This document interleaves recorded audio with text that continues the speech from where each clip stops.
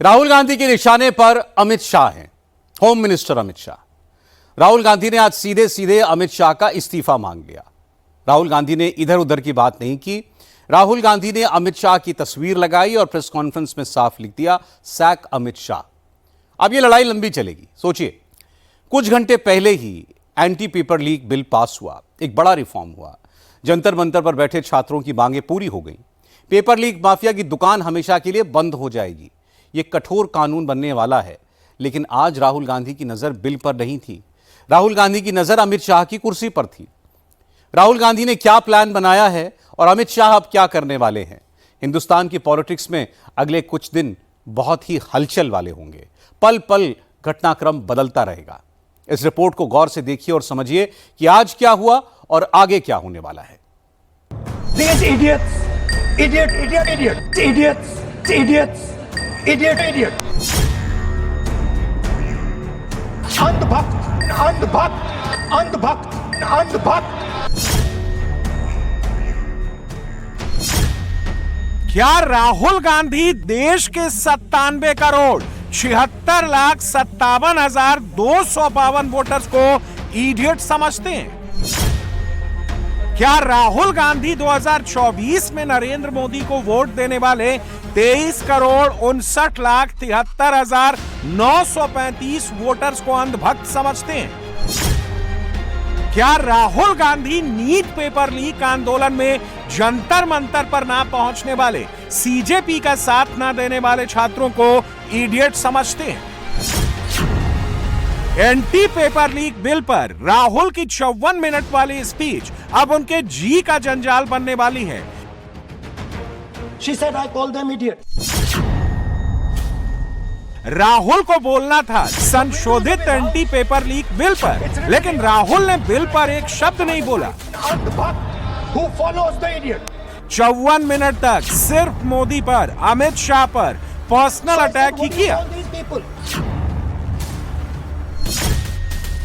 इस बीच नरेंद्र मोदी पर personal attack करते करते राहुल ने 2 शब्द वाला वो ब्लंडर कर दिया, जिसका खामियाजा उन्हें सियासी तौर पर भुगतना ही पड़ेगा।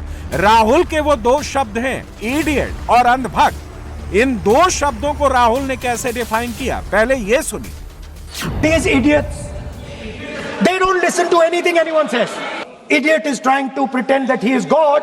अंधभक्त, who follows the idiot? मैंने कहा अंधभक्त,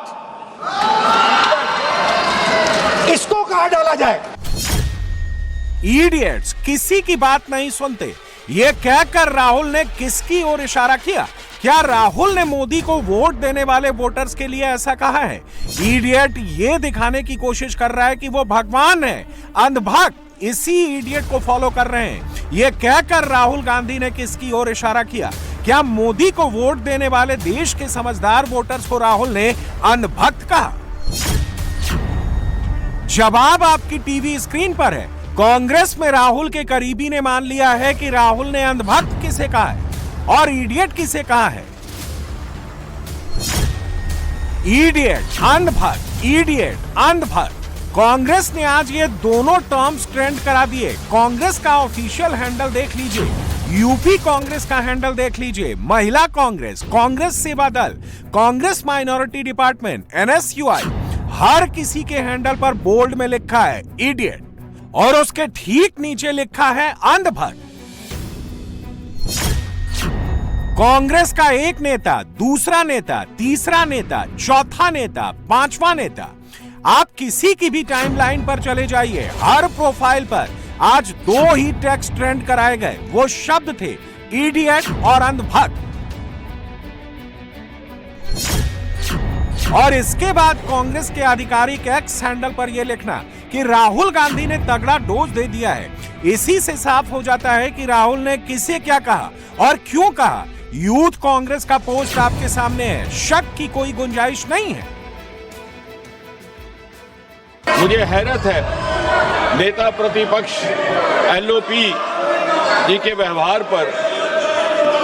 उन्होंने जिन अपशब्दों का इस्तेमाल किया वो अनपार्लियामेंट्री तो है ही है, बल्कि इतना अनपार्लियामेंट्री एक्सप्रेशन है वो, मैं अपने बुक से नहीं बोलूंगा कि यदि कोई व्यक्ति या माननीय सदस्य अपने आप को भी इडियट समझे तो वो नहीं कह सकता।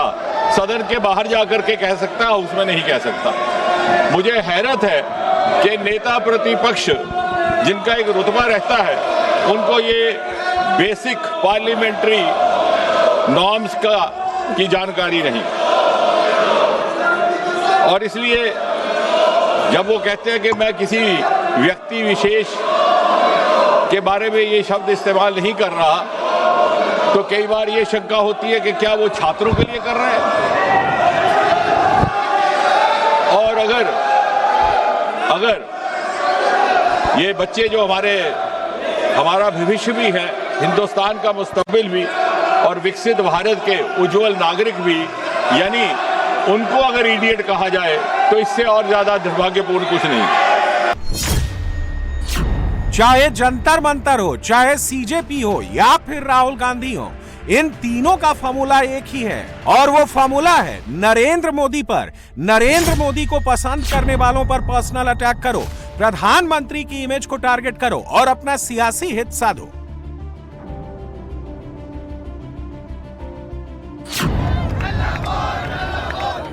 याद कीजिए, जब किसान आंदोलन हुआ तब भी मोदी पर पर्सनल अटैक हुए। सीएए विरोधी प्रदर्शन में जब शाहीन बाग में मंच सजा तो वहां भी मोदी के खिलाफ आपत्तिजनक नारे लगे। जंतर मंतर पर जब कॉकरोच जनता पार्टी ने छात्रों वाला प्रदर्शन किया तो उसमें भी छात्रों की बात कम हुई, प्रधानमंत्री पर गालियों की बौछार ज्यादा हुई। और अब जब राहुल गांधी को लोकसभा में एंटी पेपर लीक बिल पर बोलना था तो राहुल बिल की बात ना करके इडियट और अंधभक्त वाली स्क्रिप्ट पढ़ने लगे। इसी से साफ हो जाता है कि राहुल गांधी को छात्रों के हितों की परवाह नहीं है। राहुल को अपने पॉलिटिकल करियर के लो स्कोर की फिक्र सता रही है, और इस स्कोर में थोड़ा बहुत इजाफा करने के लिए राहुल नरेंद्र मोदी की इमेज को टारगेट कर रहे हैं। मोदी को वोट देने वाले करोड़ों वोटर्स को इडियट और अंधभक्त बता रहे हैं। अगर देश के लोगों के लिए जनरलाइज करके 3 तरीके के लोग देश में रहते हैं, एक स्टूडेंट और एक इडियट और अंधभक्त, तो यह देश राहुल गांधी को क्षमा नहीं करने वाला है। यह देश के लोग इडियट नहीं है, देश के लोगों को पता है इडियट कौन है, मगर देश के लोग इडियट नहीं है और देश के लोग अंधभक्त नहीं है। देश के लोग भक्ति आस्था के प्रति रखते हैं, देश के लोग उसी को चुनते हैं जो उनकी सेवा करता है। तो देश भी उन्हें क्षमा नहीं करेगा अगर उन्हें इडियट और अंधभक्त कहा जाए। और वैसे भी पार्लियामेंट के अंदर, सदन में, इडियट इज एन अनपार्लियामेंटरी वर्ड। मुझे लगता है पहली बार इडियट शब्द का प्रयोग इतनी बार हुआ है सदन के अंदर। राहुल गांधी जी खुद अपने आप को पहचानते हैं, राहुल गांधी जी खुद अपने आप को जानते हैं, मगर आज मैं कहना चाहूंगा राहुल गांधी जी सदन के मर्यादा को देखते हुए सदन के अंदर खुद अपने आप को भी इडियट नहीं कह सकते हैं। क्या राहुल गांधी जी खुद अपने आप को सदन के अंदर इडियट कह सकते हैं? नहीं अलाउ करेंगे हम। वो जानते हैं सच्चाई क्या है, देश भी जानती है, हम भी जानते हैं और आप भी जानते हैं। Idiot is trying to pretend that he is God. अंधभक्त। वैसे लोकसभा में राहुल के इडियट और अंधभक्त वाली क्रोनोलॉजी की टाइमिंग नोट करने वाली है। Andhbhakt is a person who is absolutely convinced that another idiot is God. Delhi police की एप्सो यूनिट, जो दिल्ली पुलिस की स्पेशल सेल के अंडर में आती है, उसने प्रधानमंत्री नरेंद्र मोदी के खिलाफ अभद्र भाषा का इस्तेमाल और इन वीडियो को सर्कुलेट करने के मामले में एफआईआर दर्ज की है। जिन एक्स और इंस्टाग्राम हैंडल से ये वीडियो सर्कुलेट हुए उसे डिलीट करने और ये वीडियो कहां से आए, इसमें कौन है, उसका पता क्या है, इनकी जानकारी मांगी गई है। जैसे ही ये खबर आई, सीजेपी के हैंडल से एक तरह से इस बात को इंडोर्स किया गया कि देश के प्रधानमंत्री को गाली देने में कोई बुराई नहीं है। जंतर मंतर प्रोटेस्ट के दौरान प्रधानमंत्री की दिवंगत मां पर आपत्तिजनक टिप्पणियां हुई, मोदी को गंदी गंदी गालियां दी गई, लेकिन सीजेपी के सौरभ दास के मुताबिक गंदी गंदी गालियां मजाक हैं और लोकतंत्र का हिस्सा हैं।